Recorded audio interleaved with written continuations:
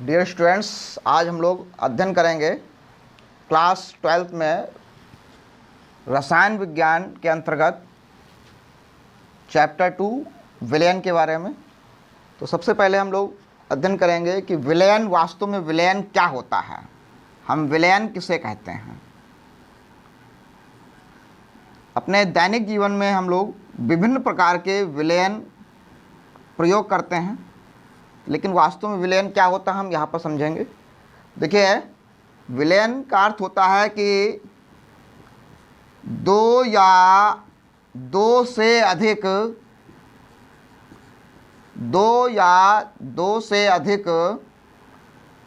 अवयव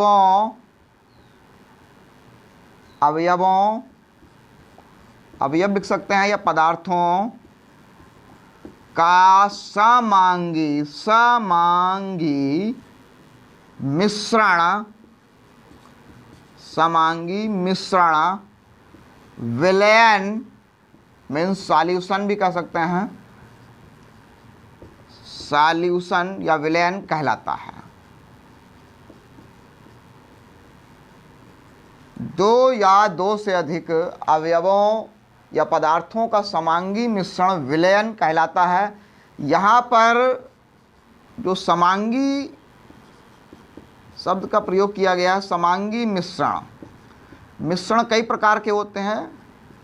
इनमें समांगी मिश्रण का अर्थ ये होता है कि जब दो या दो से अधिक अवयवों या घटकों को या पदार्थों को मिलाया जाएगा तो मिश्रण में सभी स्थान पर इनके संगठन व गुण समान होते हैं और इनमें मिलाए गए अवयव को हम पृथक पृथक नहीं देख सकते। किसी भी मिश्रण में यदि मिलाए गए अवयव को अलग अलग पृथक पृथक नहीं देखा जा सकता है तो जो मिश्रण होगा वो समांगी मिश्रण होगा, और उस समांगी मिश्रण को ही विलयन कहते हैं। जैसे हम बात करते हैं जल में यदि हम चीनी की कुछ मात्रा घोलें तो प्रारंभ में चीनी के कणों का आकार बड़ा होने के कारण हमें दिखाई देंगे, लेकिन यदि हम उसको पूर्ण रूप से घोल देंगे तो घोलने के बाद चीनी के कण जल के बीच के रिक्त स्थान में समाहित हो जाते हैं, जिससे वो हमें दिखाई देना बंद हो जाते हैं। तो इस प्रकार से यहाँ पर जल का चीनी के साथ जो समांगी मिश्रण बनेगा, जल और चीनी का जो समांगी मिश्रण होगा, ये मिश्रण ही क्या कहलाएगा, विलयन कहलाएगा। क्योंकि यहाँ पर हम जल में उपस्थित चीनी के कणों को हम अलग अलग नहीं देख सकते हैं। तो समझ में आया होगा स्टूडेंट, समांगी मिश्रण क्या मतलब क्या होता है कि जिसमें मिलाए गए सभी अवयवों के संगठन व गुण प्रत्येक स्थान पर समान होंगे और उन पदार्थों को विलयन बनने के बाद या मिश्रण बनने के बाद अलग अलग नहीं देख सकते हैं। जैसे वायु भी एक हमारा समांगी मिश्रण या विलयन है, क्योंकि वायु में उपस्थित नाइट्रोजन और ऑक्सीजन, मुख्य रूप से नाइट्रोजन और ऑक्सीजन गैस के कणों को हम पृथक पृथक नहीं देख सकते हैं। ठीक इसी प्रकार से जल और अल्कोहल, यदि हम जल में अल्कोहल को घोलें तो जल में अल्कोहल को घोलने के बाद हम जल और अल्कोहल के कणों को पृथक पृथक नहीं देख सकते हैं। इसलिए जल व अल्कोहल का एक समांगी मिश्रण जो होगा वो क्या कहलाएगा, विलयन कहलाएगा। अब यहाँ पर एक दूसरा उदाहरण लेते हैं। यदि हम जल में एक बीकर में जल लें और कुछ मात्रा उसमें बालू की घोल दें तो स्टूडेंट्स, हम बालू को चाहे इतना घोल लें लेकिन बालू के कण हम जल से अलग अलग देख सकते हैं। इसका अर्थ ये हुआ कि यहाँ पर जल में बालू को घोलने का प्रयास तो किया गया, लेकिन जल में बालू के कण को हम सामान्य रूप से अलग अलग देख सकते हैं। इसलिए जल का बालू के साथ जो मिश्रण हुआ ये समांगी ना होकर विषमांगी मिश्रण होगा, और चूंकि ये विषमांगी मिश्रण है इसलिए यह एक विलयन नहीं कहलाएगा, क्योंकि यहाँ पर बालू के कण को देख सकते हैं लेकिन जल में हम चीनी के कणों को घोलने के बाद नहीं देख सकते हैं। इसलिए एक समांगी मिश्रण है जल और चीनी का मिश्रण, और ये विलयन कहलाएगा। लेकिन जल में बालू को घोलने के बाद भी बालू के कणों को स्पष्ट देखा जा सकता है, इसलिए विलयन ना होकर एक विषमांगी मिश्रण कहलाएगा। तो समझ में आया होगा कि विलयन क्या होता है। अब आगे डिस्कस करते हैं हम लोग कि जो विलयन है, विलयन में अवयवों के आधार पर ये कितने प्रकार के हो सकते हैं। तो देखिए, यदि विलयन में विलयन में यदि दो अवयव विलायक विलायक सॉल्वेंट सॉल्वेंट तथा विलेय सॉल्यूट उपस्थित हैं तो उसे द्विअंगी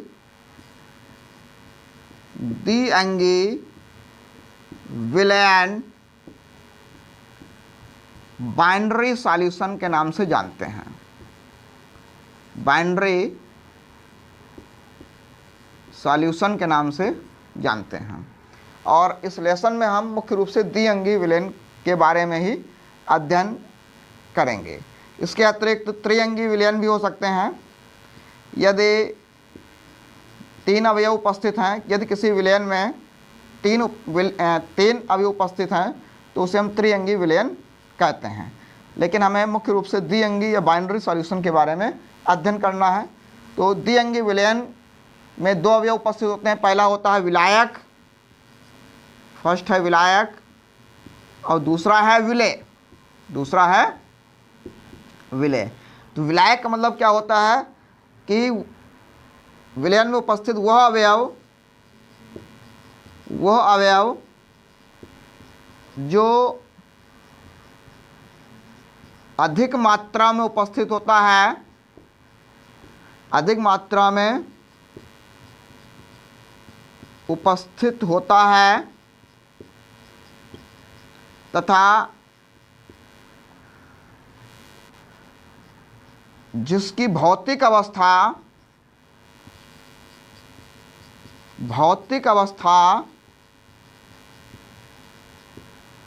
विलयन की प्रकृति का निर्धारण करती है। प्रकृति या भौतिक अवस्था का निर्धारण करती है। विलयन की प्रकृति का निर्धारण करती है। विलयन की प्रकृति या प्रकार लिख सकते हैं। प्रकृति या प्रकार का निर्धारण करती है। निर्धारण करती है, विलायक कहलाएगा। तो उस अवयव को विलायक कहते हैं जो अवयव किसी विलयन में ज़्यादा अधिक मात्रा में उपस्थित हो और जिसकी प्रकृति जो होगी विलयन के प्रकार को निर्धारित करेगी। अभी हम आगे इसके डिस्कस करेंगे विलयन के प्रकार के बारे में। तो वहाँ पर बताया जाए यदि विलयन गैसीय है तो गैसीय क्यों है, क्योंकि वहाँ पर विलायक गैस है। यदि विलयन की प्रकृति द्रव है तो द्रव क्यों है, यदि वहाँ पर विलायक द्रव होगा।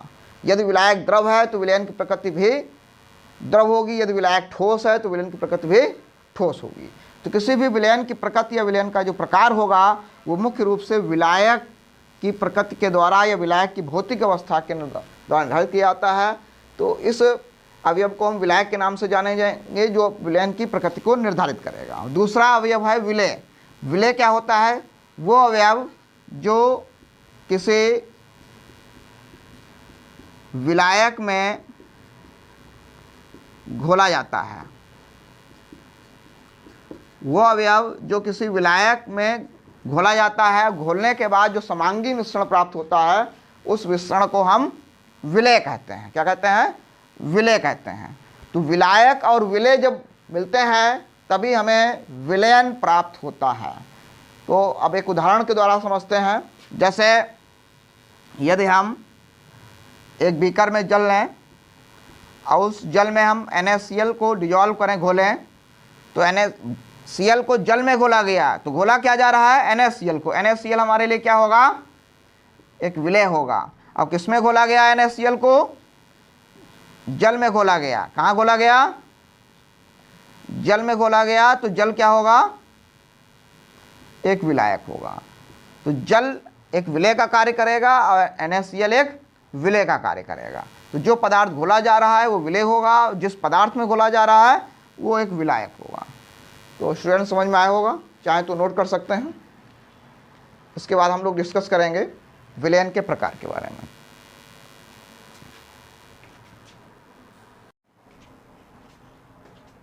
डियर स्टूडेंट्स, अभी तक हम लोग डिस्कस कर रहे थे विलेन के बारे में। अब हम डिस्कस करेंगे विलेन के प्रकार के बारे में। अभी हमने आप लोगों को बताया था कि किसी भी द्विअंगी विलेन के दो अवयव होते हैं, एक विलायक और दूसरा विलेय।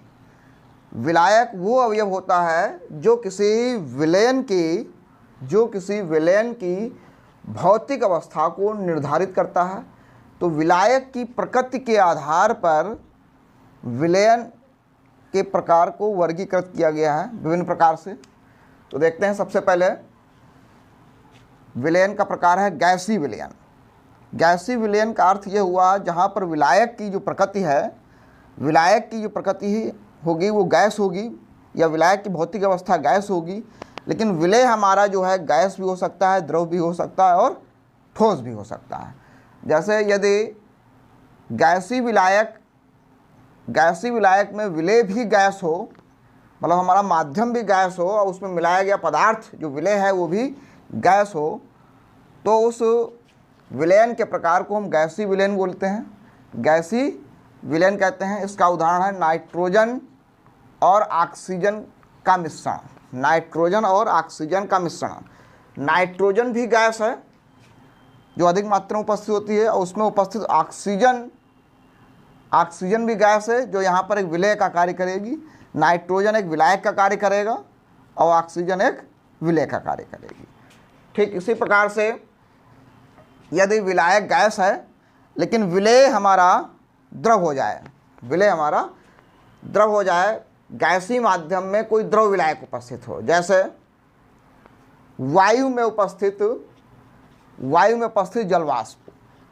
जलवाष्प एक द्रव विलेय हो गया और वायु एक गैसीय विलायक हो गया, या वायु में उपस्थित क्लोरोफॉर्म, तो क्लोरोफॉर्म की जो वाष्प है वो द्रव विलायक हो गया और वायु एक गैसीय विलेय हो गया।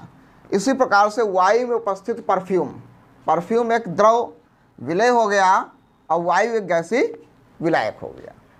ठीक इसी प्रकार से तीसरा प्रकार होगा गैसीय विलेयन का, जब विलायक गैस होगा लेकिन विलेय जो है वो ठोस होना चाहिए। विलेय कैसा होना चाहिए? ठोस होना चाहिए।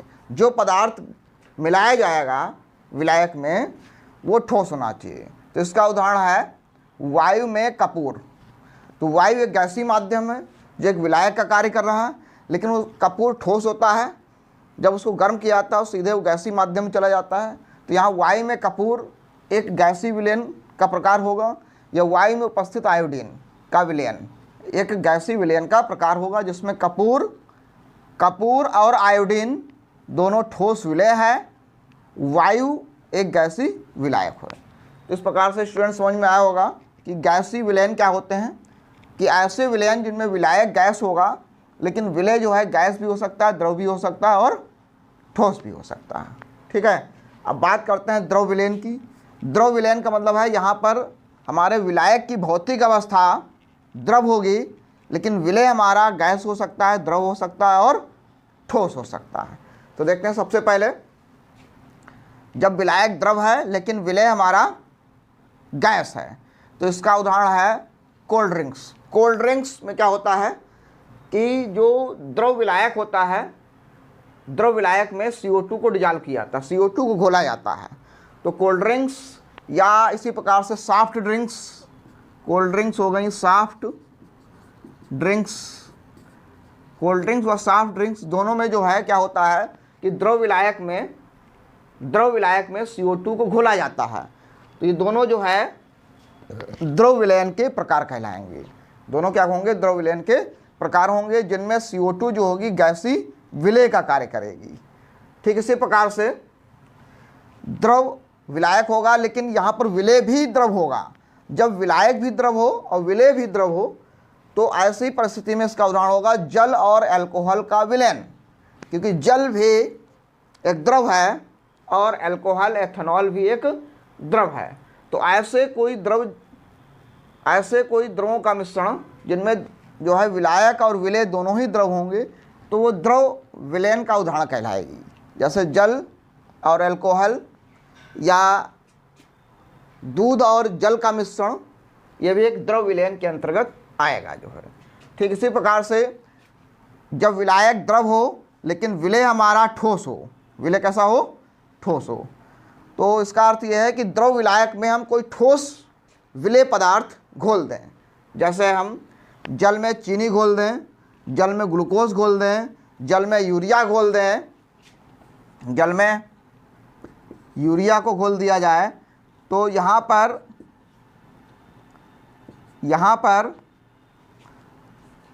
यूरिया, राइटिंग थोड़ी सी खराब है, यूरिया, ग्लूकोज, चीनी, यूरिया ये ठोस विलेय का कार्य करेंगे और जल जो है वो द्रव विलायक का कार्य करेगा।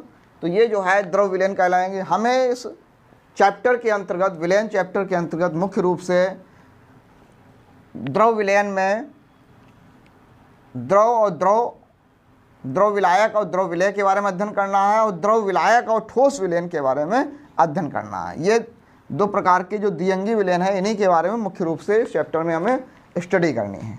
तीसरा आते हैं ठोस विलयन। ठोस विलयन का मतलब ये हो गया जब हमारा विलायक की भौतिक प्रकृति ठोस होगी लेकिन विलेय जो है वो गैस हो सकता है, द्रव हो सकता है और ठोस हो सकता है। तो देखिए जब हमारा विलायक ठोस है लेकिन विलेय गैस है तो इसका उदाहरण क्या लिखा हुआ है, पैलेडियम में हाइड्रोजन का विलयन। ये कैसे बनेगा, पैलेडियम एक ठोस तत्व है, पैलेडियम के परमाणुओं का आकार बड़ा होने के कारण और इसकी क्रिस्टल जालक संरचना होने के कारण इसके बीच के रिक्त के अंतराकाशीय स्थल में, इस अंतराकाशीय स्थल में हाइड्रोजन के परमाणु या हाइड्रोजन गैस को हम संरक्षित कर सकते हैं या स्टोर कर सकते हैं। तो चूँकि पैलेडियम एक ठोस डी ब्लॉक तत्व है और इसके परमाणुओं की जो संरचना होती है वो क्रिस्टलीय संरचना होती है जिसमें इसके बीच के अंतराकाशीय स्थल में छोटे आकार के परमाणु जैसे हाइड्रोजन के परमाणु आसानी से स्टोर किए जा सकते हैं। तो इस प्रकार से यहाँ पर जो विलयन बनेगा ये ठोस विलयन होगा जिसमें पैलेडियम में हाइड्रोजन को हम स्टोर कर सकते हैं। ठीक है, यहाँ पर